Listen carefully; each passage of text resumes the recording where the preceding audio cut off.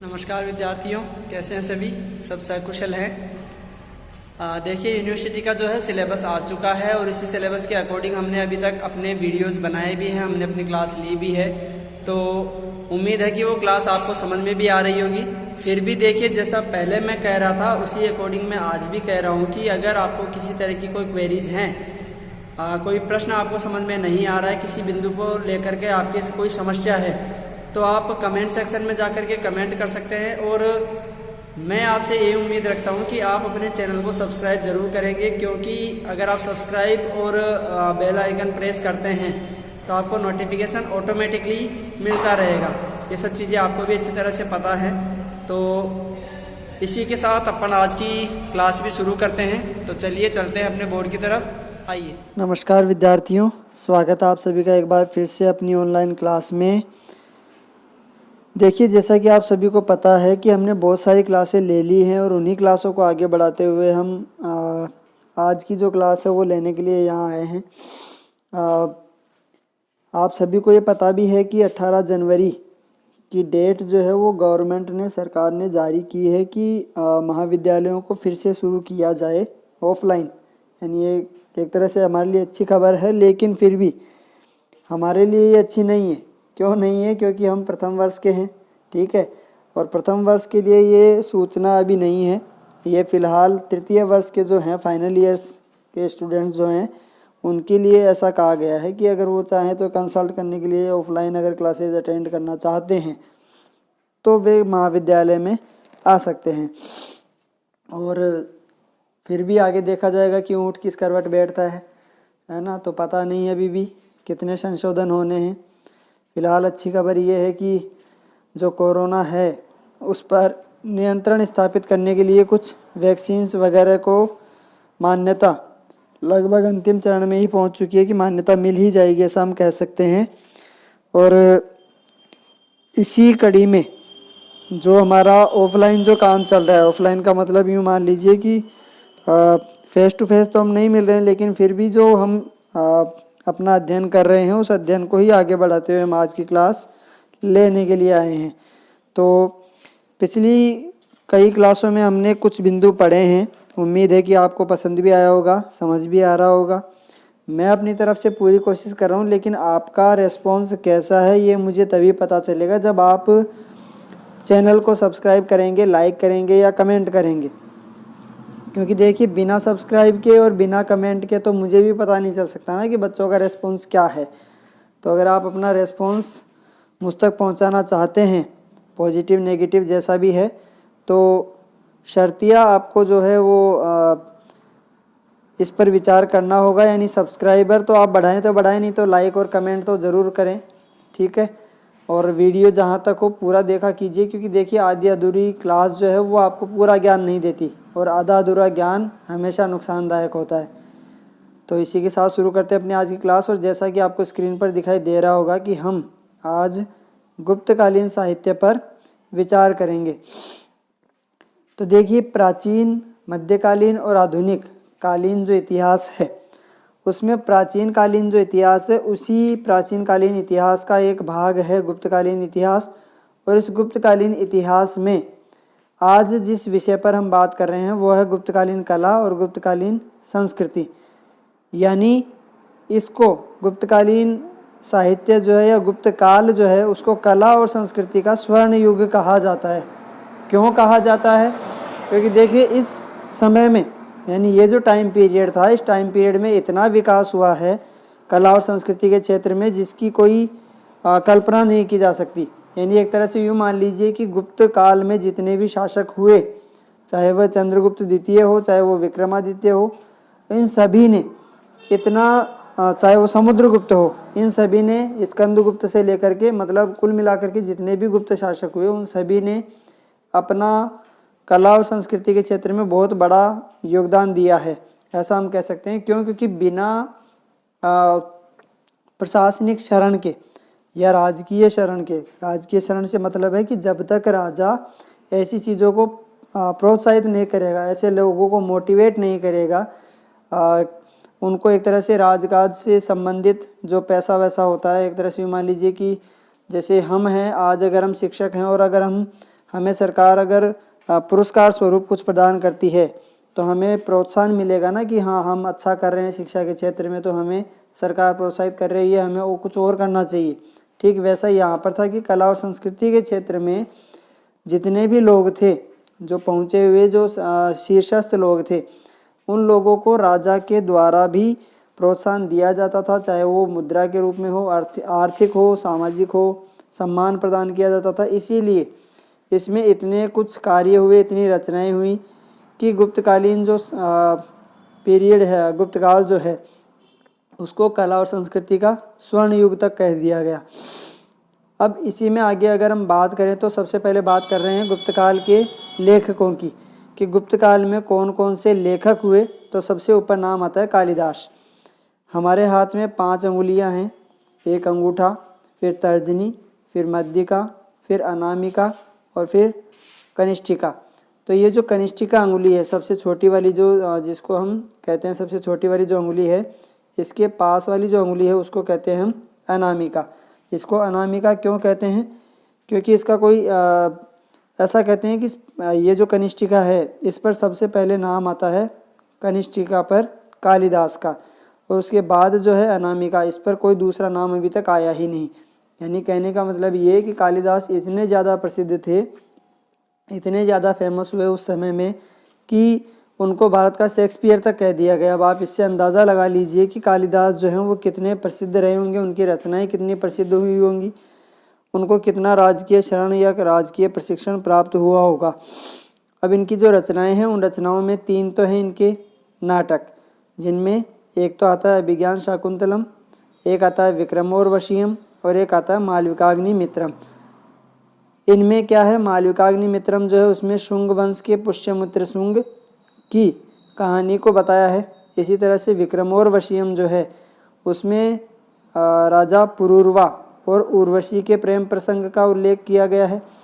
और अभिज्ञान शाकुंतलम नाम का जो ग्रंथ है या उपन्यास है या रचना है, इसमें दुष्यंत और शकुंतला के प्रेम संबंध को बताया गया है, इनके विवाह इत्यादि के विषय में बताया गया है। लेकिन अब इसमें विशेष क्या है, इसमें विशेष दीपशिखा कालिदास जो रघुवंश है, आगे हम बात कर रहे हैं रघुवंश की, इसमें इनको दीपशिखा कालिदास कह दिया गया। दीपशिखा कालिदास क्यों कहा गया? क्योंकि जिस प्रकार से दीपक की लौ जलती है ना, ठीक उसी प्रकार से इनको उपमा दे दी गई कि इनकी रचनाएं जो हैं वो दीपक की लौ की तरह साहित्य को प्रकाशित करती हैं, इसीलिए इसको दीपशिखा कालिदास कह दिया गया। फिर रघुवंशम जो है, उस रघुवंशम में क्या है, दिलीप, रघु आदि जो 31 राजाएं हैं, 31 राजा हैं रघुवंश के, उन 31 राजाओं का वर्णन इसमें किया गया है। कुमार संभवम जो है उसमें शिव और पार्वती के प्रणय यानी प्रेम संबंध, विवाह के बाद कार्तिकेय के जन्म को बताया गया है। मेघदूत में बताया गया है कि किस तरह से एक प्रेमी जो है वो अपनी प्रेमिका के पास या अपनी पत्नी के पास बादलों के द्वारा, मेघ का मतलब होता है बादल, तो बादलों के द्वारा, किसके द्वारा, बादलों के द्वारा किस प्रकार, बादलों को किस प्रकार दूत बना करके अपना संदेश भेजता है, किस तक, अपनी पत्नी तक, कि मैं शीघ्र ही आऊँगा। जिस प्रकार कुछ महीने निकल गए, ठीक उसी तरह से कुछ महीने और निकल जाएंगे, यानी उसको 12 महीने के लिए अलग कर दिया गया था अपनी पत्नी से। इनके विषय में हम बात करेंगे आगे, जब समय होगा तो कहानियाँ भी पढ़ेंगे, इनकी कहानियों के विषय में भी मैं आपको बताऊँगा। इसी प्रकार जो ऋतु संहार है उसके 6 खंड हैं, यानी 6 भाग है, और 6 के 6 भागों में 6 ऋतुओं के विषय में बताया गया है कि प्रथम ऋतु क्या है, द्वितीय ऋतु क्या है, या प्रथम ऋतु का क्या मायना होता है। कुल मिलाकर ये कहा जा सकता है कि कालिदास ने जितने काव्य लिखे वो सारे अपनी श्रेणी के उत्कृष्ट काव्य हैं।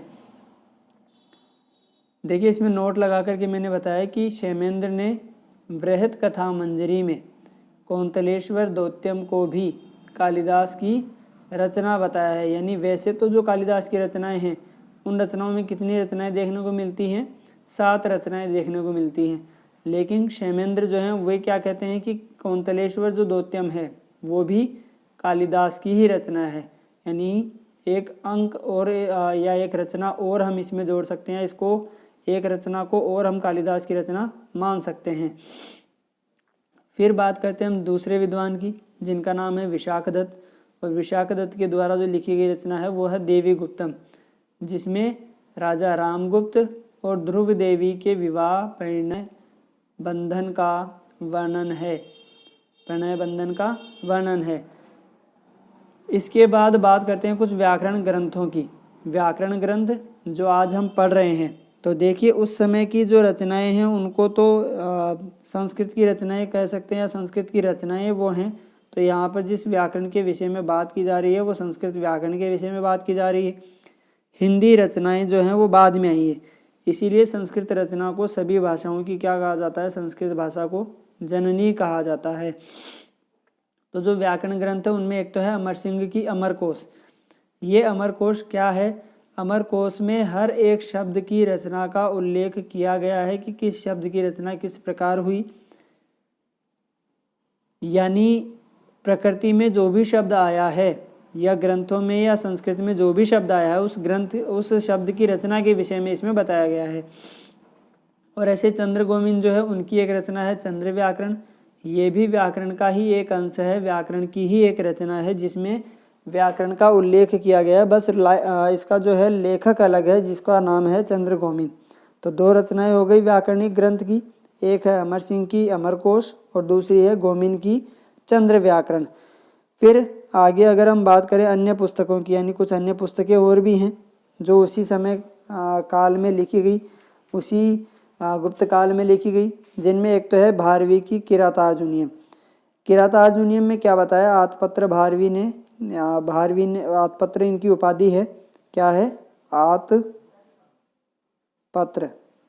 तो आतपत्र इनको उपाधि दी गई और इन्होंने रचना जो लिखी वो क्या है, किरातार्जुनीयम। इसमें दो शब्द बने हुए हैं, एक तो है किरात, किरात मतलब भील।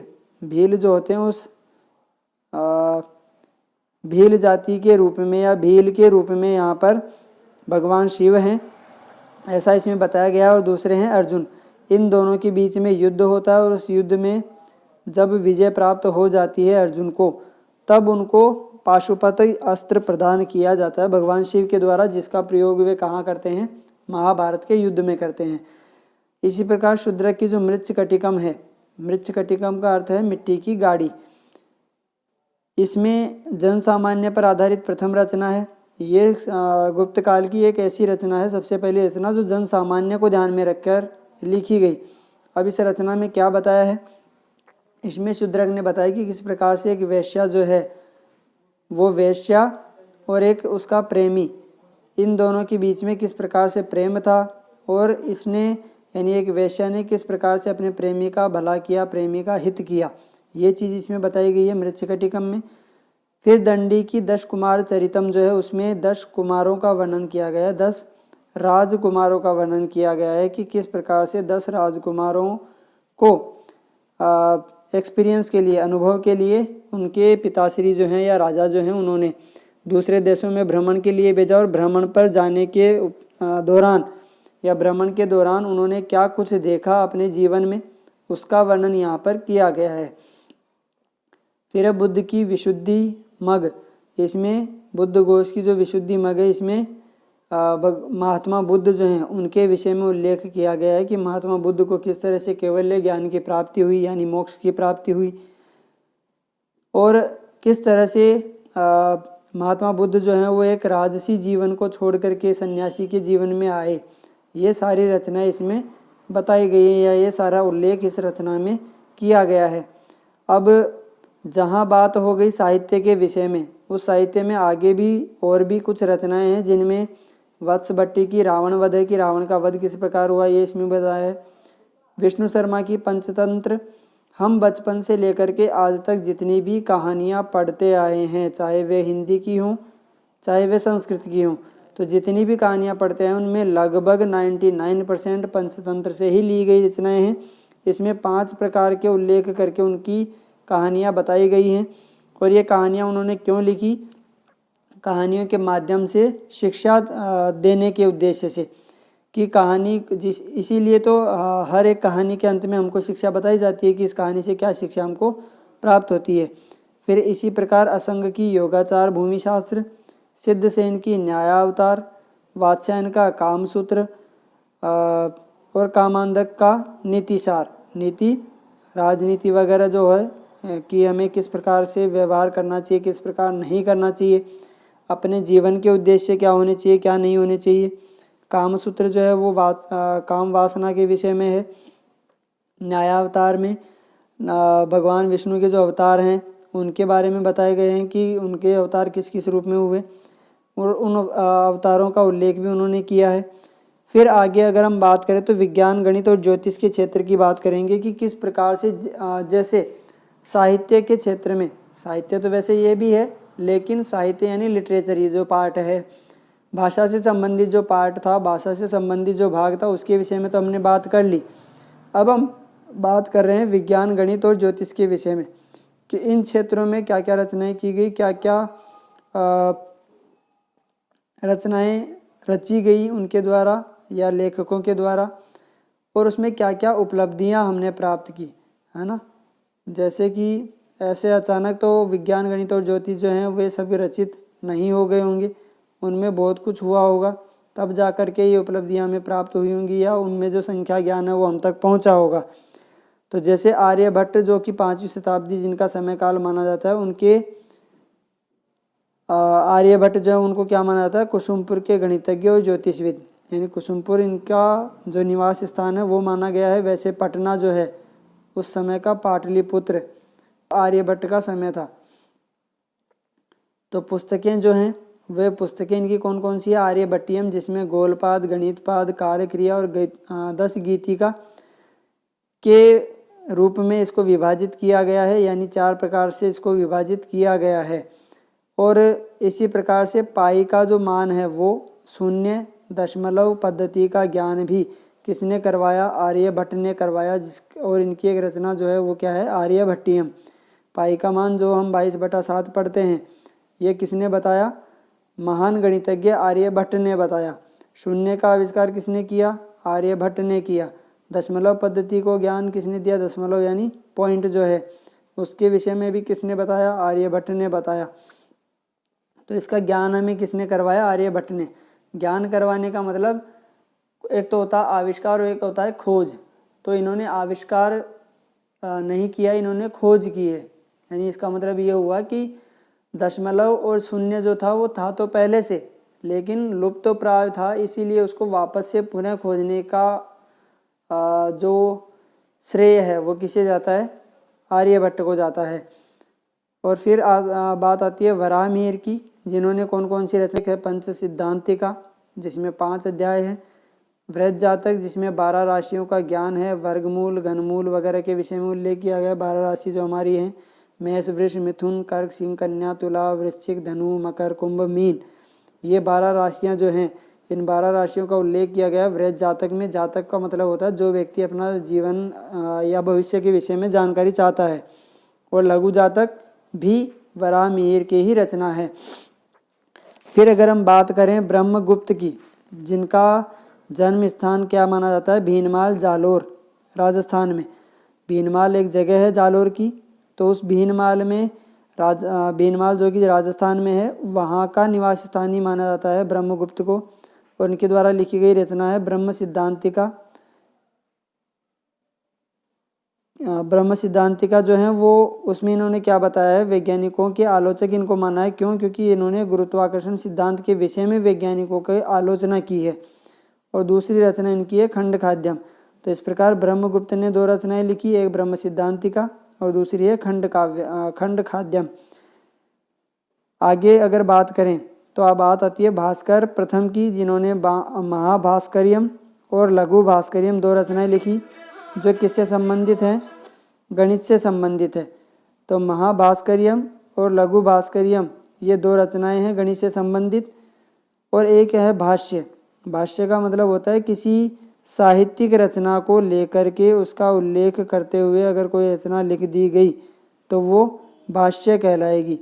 तो इस प्रकार से भास्कर प्रथम की जो रचनाएं हैं वो है महाभास्करियम, लघु भास्करियम, ये 2 तो संबंधित है गणित से।